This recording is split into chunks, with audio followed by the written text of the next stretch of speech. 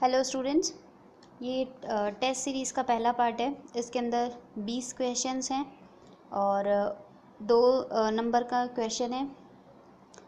15-15 शब्दों में word limit है इसकी। 15 वर्ड्स 15 वर्ड्स लिमिट है और 2 मार्क्स का है।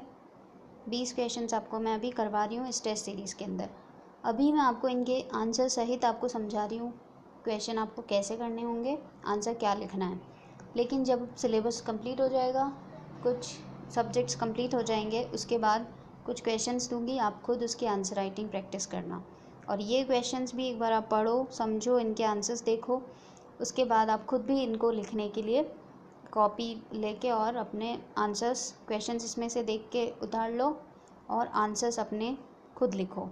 तभी आंसर राइटिंग प्रैक्टिस एक बार आपकी हो पाएगी, ठीक है। और जब सिलेबस हो जाएगा तो क्वेश्चंस बाद में लिखवाऊंगी। तो अभी इसका जो फर्स्ट क्वेश्चन है इस टेस्ट सीरीज़ का, उसमें पहला जो क्वेश्चन है संविधान सभा से रिलेटेड है, पॉलिटी से रिलेटेड है, जो अभी हमने नहीं पढ़ा है लेकिन आपने कहीं ना कहीं सुन तो रखा होगा। और अभी जो टेस्ट सीरीज़ है उसके अंदर सारे सब्जेक्ट्स मिक्स आएंगे, सारे सब्जेक्ट के कोई ना कोई क्वेश्चंस होंगे, तो आप समझ के पढ़ना। ओके, तो फर्स्ट क्वेश्चन करते हैं।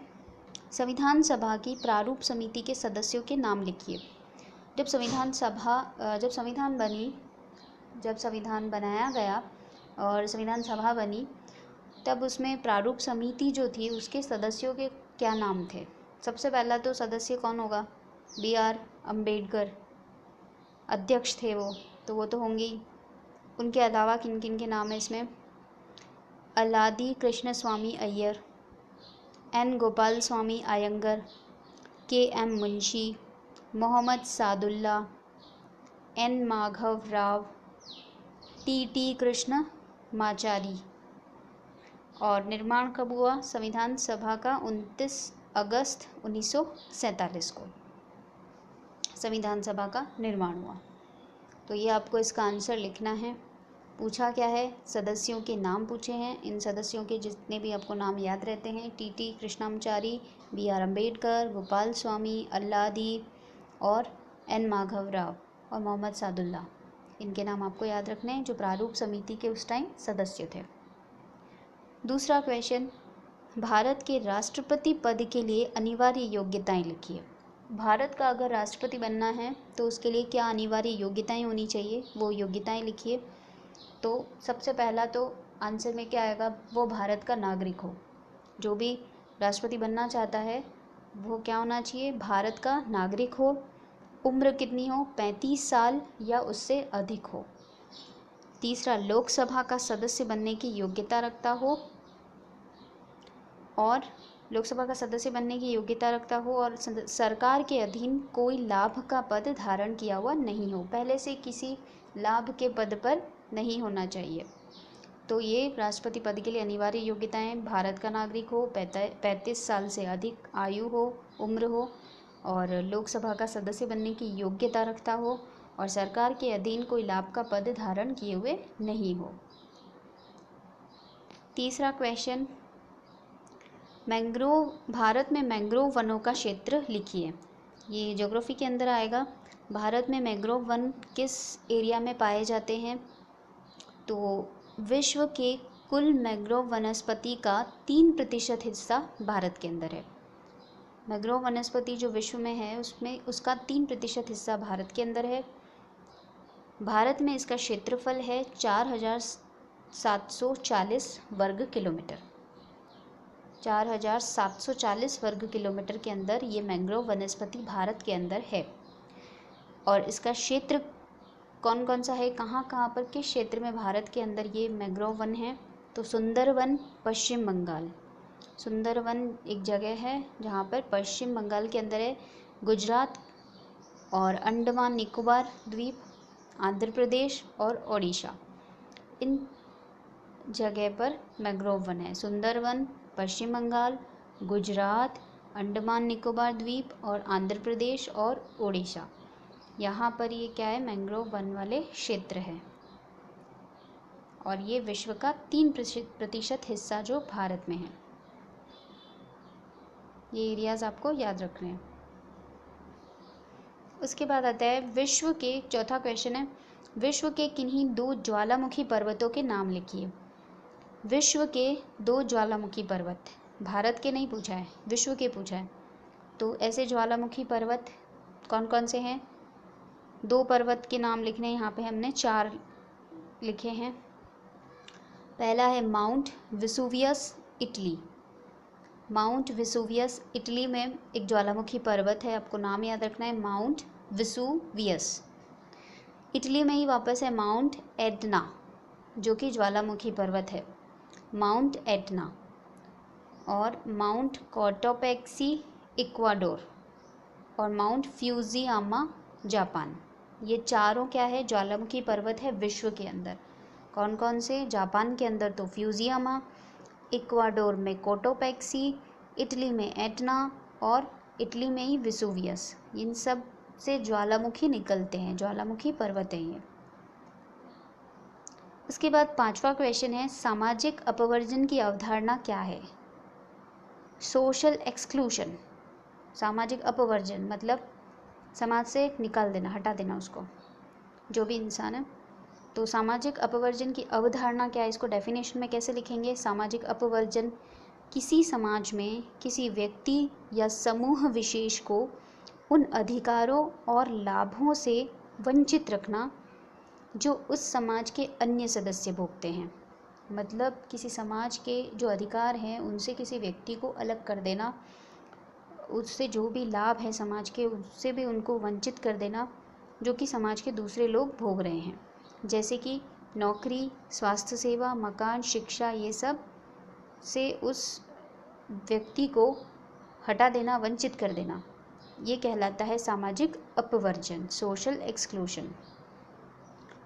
6th क्वेश्चन जो है वो है, भारत अमेरिका 2+2 वार्ता का महत्व लिखिए। भारत और अमेरिका के बीच में 2+2 वार्ता क्या है, उसका क्या महत्व है? भारत और अमेरिका के बीच में पहली वार्ता, इसका आंसर है पहली वार्ता सितंबर 2018 में हुई भारत के अंदर। दूसरी वार्ता दिसंबर 2019 में हुई वाशिंगटन डीसी। अब इसका महत्व क्या है या उद्देश्य क्या है? तो दोनों राष्ट्रों के मध्य द्विपक्षीय सहयोग बढ़ाना, दोनों पक्षों से क्या हो, सहयोग बढ़े, रक्षा व्यापार बढ़ाना, डिफेंस सेक्टर में काम करना, रक्षा व्यापार बढ़ाना, हिंद प्रशांत क्षेत्र में शांति कायम रखना, हिंद प्रशांत क्षेत्र, हिंद महासागर और प्रशांत महासागर का जो क्षेत्र है उसमें शांति कायम रखना, आतंकवाद के विरुद्ध संघर्ष करना और सूचना का आदान प्रदान, क्षेत्रीय और वैश्विक मुद्दों पर मिलकर कार्य करना, क्षेत्रीय और वैश्विक मुद्दों पर मिलकर कार्य करना, ये इनका 2+2 वार्ता का महत्व था। तो ये आपको याद रखना है। डिफेंस बिजनेस बढ़ाना, रक्षा व्यापार बढ़ाना, हिंद प्रशांत क्षेत्र में शांति कायम रखना, आतंकवाद के विरुद्ध संघर्ष करना और सूचना का आदान प्रदान करना, और वैश्विक और क्षेत्रीय जितने भी मुद्दे हैं उन पर मिलकर कार्य करना, संघर्ष करना, आतंकवाद के विरुद्ध कार्य करना। कार्य क्षेत्र क्या है अमेरिका और भारत के 2+2 वार्ता का? औद्योगिक सुरक्षा अनुबंध ISA पर हस्ताक्षर किए, चाबहार परियोजना, ईरान पर प्रतिबंधों में भारत को छूट मिली। चाबहार परियोजना जो ईरान में है उस पर जो प्रतिबंध लगाए गए थे उसमें भारत को छूट मिली। भारत और अमेरिका की तीनों सेनाओं के मध्य, थल, वायु और जल, तीनों सेनाओं के मध्य युद्धाभ्यास टाइगर ट्रायम्फ को वार्षिक रूप से आयोजित करने पर सहमति, कि टाइगर ट्रायम्फ को आयोजित करवा सकते हैं, ऐसी सहमति भी मिली। वार्ता मंत्री स्तरीय हुई थी और विदेश मंत्री और रक्षा मंत्री, भारत और अमेरिका के विदेश मंत्री और रक्षा मंत्री, ये दोनों, इन दोनों के मध्य ये वार्ता हुई। तो भारत अमेरिका 2+2 वार्ता का महत्व समझ में आ गया, और ये इस क्वेश्चन में क्या लिखना है ये भी समझ में आ गया। नेक्स्ट क्वेश्चन है वैश्विक लिंगन, 7th क्वेश्चन, वैश्विक लैंगिक अंतराल सूचकांक किन 4 आधारों पर तैयार किया जाता है? वैश्विक लैंगिक अंतराल सूचकांक किन 4 आधारों पर तैयार किया जाता है? What are the 4 basis on which the global gender gap index is prepared? तो आंसर रहेगा इसका, विश्व आर्थिक मंच वर्ल्ड इकोनॉमिक फोरम इस सूचकांक को जारी करता है। वैश्विक लैंगिक अंतराल सूचकांक को जारी करता है। ग्लोबल जेंडर गैप इंडेक्स को विश्व आर्थिक मंच वर्ल्ड इकोनॉमिक फोरम जारी करता है। निम्न 4 आधारों पर यह तैयार किया जाता है कि जेंडर गैप जो है विश्व स्तर पर वो किस किस आधार पर होगा। तो पहला है आर्थिक भागीदारी और अवसर, कितने आर्थिक भागीदारी पुरुषों की है और कितनी महिलाओं की है। तो आर्थिक भागीदारी और अवसर कितने मिल रहे हैं उसके बेस पर। दूसरा शैक्षणिक उपलब्धियाँ किसको ज़्यादा मिल रही है, पुरुषों को या महिलाओं को, इसके आधार पर। और स्वास्थ्य और उत्तरजीविता कौन ज़्यादा अच्छे से जीवन यापन कर रहा है और कौन अच्छे से जी रहा है। फिर राजनीतिक सशक्तिकरण। तो ये चारों जो टॉपिक्स है, आधार हैं, इन्हीं आधारों पर विश्व आर्थिक मंच के द्वारा वैश्विक लैंगिक अंतराल सूचकांक तैयार किया जाता है। फिर आता है 8 क्वेश्चन आता है, अटल भूजल योजना का उद्देश्य क्या है? अटल भूजल योजना का उद्देश्य क्या है? इसका आंसर होगा पूर्व प्रधानमंत्री अटल जो थे वो कौन थे? पूर्व प्रधानमंत्री अटल बिहारी वाजपेयी। इनकी जयंती 25 दिसंबर 2019 को शुरू हुई। अटल भूजल योजना के उद्देश्य, इनकी जयंती जो आती है वो 25 दिसंबर 2019 को तो नहीं आती है, मतलब 2019 को आई थी। उसी दिन अटल भूजल योजना जो है वो बनाई गई उनकी याद में, अटल बिहारी वाजपेयी की याद में अटल भूजल योजना बनाई गई। उस भूजल योजना के उद्देश्य क्या थे? भूजल से मतलब समझ में आ गया आपको, ज़मीन से जल निकालना, पानी निकालने के लिए। तो इसके उद्देश्य क्या थे? 7 राज्यों को जल प्रबंधन करना है, जल पहुंचाना। 7 राज्य कौन कौन से? गुजरात, हरियाणा, कर्नाटक, मध्य प्रदेश, महाराष्ट्र, राजस्थान और यूपी। मतलब MP, यूपी, राजस्थान, महाराष्ट्र, कर्नाटक, हरियाणा और गुजरात, ये 7 राज्य थे जिनको जो प्राथमिकता में थे। इनमें प्राथमिकता की पहचान वाले क्षेत्रों में समुदाय भागीदारी के माध्यम से भूजल प्रबंधन में सुधार लाना। और योजना के क्रियान्वयन से इन राज्यों के 78 जिलों में लगभग 8,350 ग्राम पंचायतों को लाभ मिलने की आशा है। तो कितने ग्राम पंचायतों को लाभ मिलेगा? 8,350 ग्राम पंचायतों को लाभ मिलेगा और 78 जिलों में ये योजना क्रियान्वित होगी। और इन 7 राज्यों में ये भूजल प्रबंधन में सुधार लाने के लिए बनाई गई है ये योजना। और किसकी याद में? पूर्व प्रधानमंत्री अटल बिहारी वाजपेयी, जिनकी जयंती 25 दिसंबर 2019 को आई थी। उसके बाद 9th क्वेश्चन है, राजस्थान मुख्यमंत्री लघु उद्योग प्रोत्साहन योजना क्या है? राजस्थान मुख्यमंत्री लघु उद्योग प्रोत्साहन योजना। लघु उद्योग मतलब small scale industry promotion scheme की मुख्यमंत्री ने जो लघु उद्योग है, स्मॉल स्केल इंडस्ट्रीज़ है, उनके लिए, उनको प्रोत्साहित करने के लिए, उनको आगे बढ़ाने के लिए क्या क्या योजनाएं लाई।